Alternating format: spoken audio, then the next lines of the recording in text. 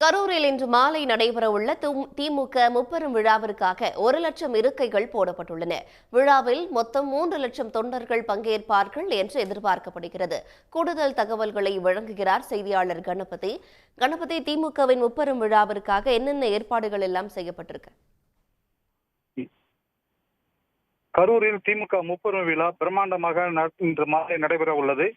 இதையடுத்து கரூர் கோடங்கிப்பட்டி புறவழிச்சாலையில் பிரம்மாண்டமான மேடை அமைக்கப்பட்டுள்ளது. முப்பெரும் விழா இன்று மாலை 5 மணி அளவில் தொடங்க உள்ளது. இதற்காக தமிழ்நாடு முதலமைச்சர் மு.க.ஸ்டாலின் அவர்களும் துணை முதல்வர் உதயநிதி ஸ்டாலின் அவர்களும் கரூர் வருகை தந்துள்ளனர்.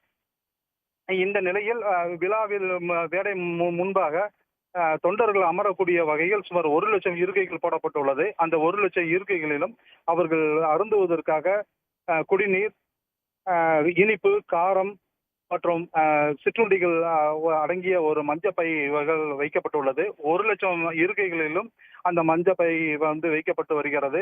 இதற்காக இளைஞர் அணி மற்றும் தொண்டர் அணியைச் சேர்ந்தவர்கள் அந்த பணியில் ஈடுபட்டு வருகின்றனர். இன்று மாலை 5 மணி அளவில் பிரம்மாண்டமான விழா மேடையில் திமுகவின் முப்பெரும் விழா நடைபெறுகிறது. திருச்சியில் இருந்து கரூர் வருகை தரும் முதல்வர் அவர்கள் சர்க்கிட் ஹவுஸில் தங்கி உணவு அருந்திய பிறகு மாலை 5 மணி அளவு விழா மேடைக்கு வருகை தர உள்ளார்கள். விவரங்களுக்கு நன்றி கணபதி. உடனுக்குடன் செய்திகளை தெரிந்து கொள்ள சன் நியூஸ் பெல் ஐகானை கிளிக் பண்ணுங்க.